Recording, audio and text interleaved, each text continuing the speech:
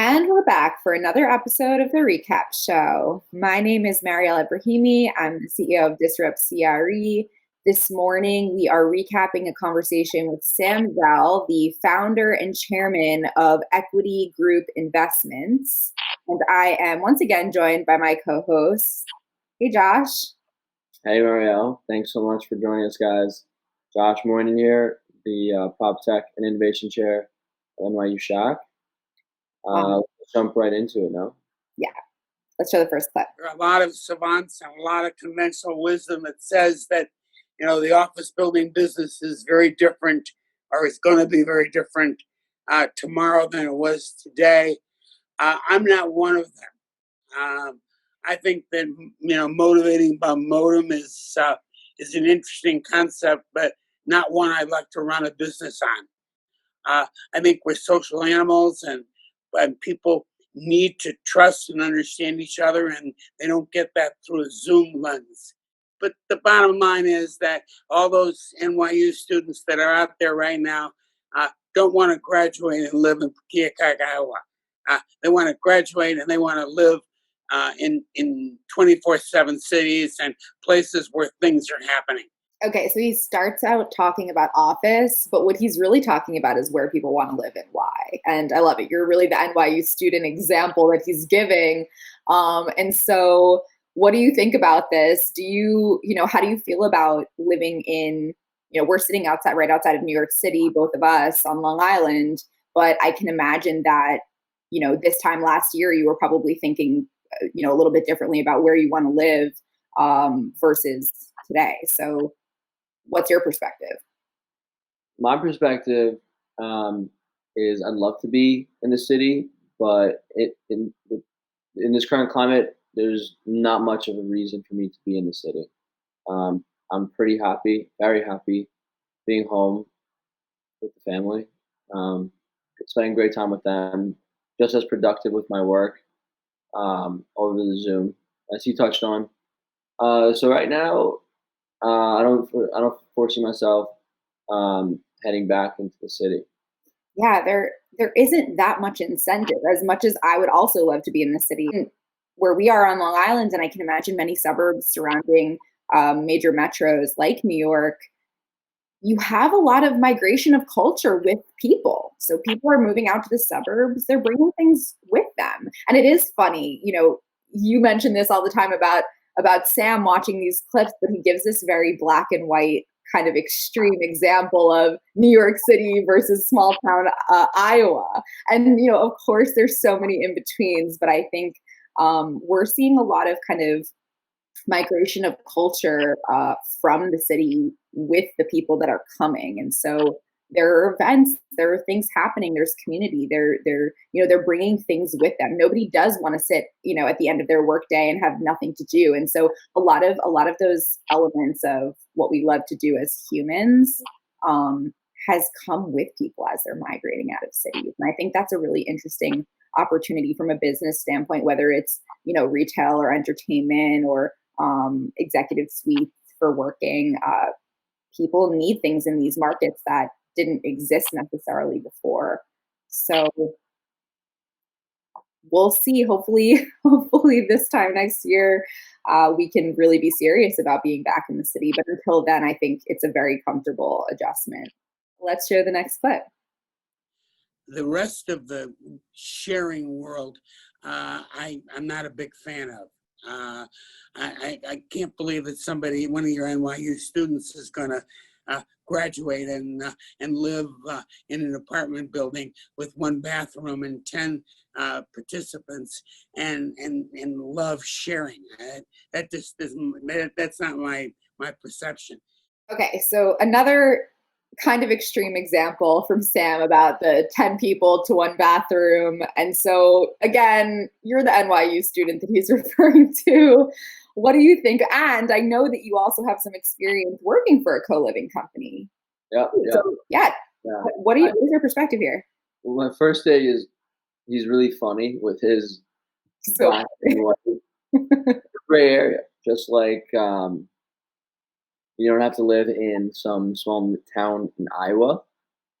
It doesn't mean you have to then live in New York City. In this case, there's not a 10 bed and one bathroom. No.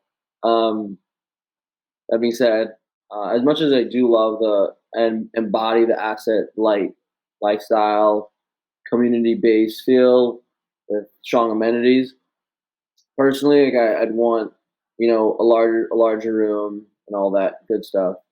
But I definitely buy into co-living, especially with my experience at Ollie as an intern some years back. I was exposed to a sexy, non-traditional side of real estate, and opened my eyes to what real estate can be. And for someone like who just graduated from a college out in, I don't know, Texas, getting a job into New York, it's an awesome opportunity to meet some cool people, save a buck, and experience what New York City has to offer. Yeah. So again, there's a place for it. There's maybe there might even be a growing need. I don't know, especially with COVID, I couldn't really see people wanting to jump into overly densified space as is, but maybe because people are looking to save a buck more so, co-living has the opportunity to fulfill those needs. But regardless, it should exist, and it's meant to exist.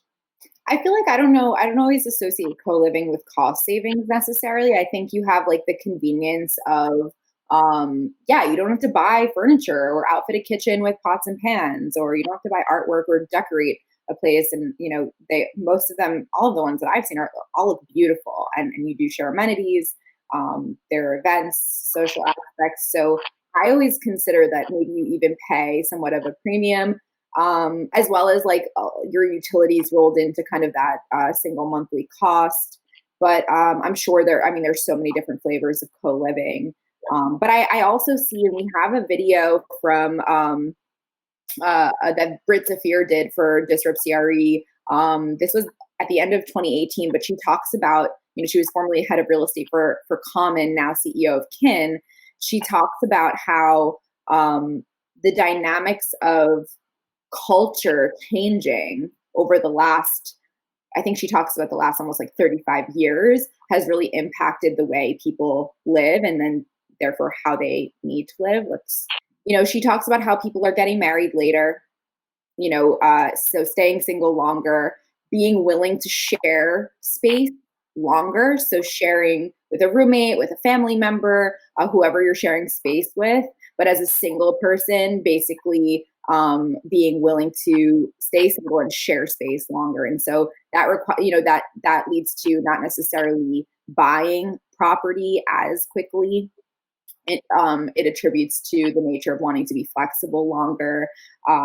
It talks about how these household components, affordable living, there just isn't so much affordable living opportunities for people in, let's say major metros like New York City. And so all of these variety of factors make up her talk, which we'll link in the comments to this video for people to watch, because it's a great video. She really makes the real estate business case for co-living, and I think that's a pretty cool thing. Now, having said that, I should add that the office market in this country is oversupplied.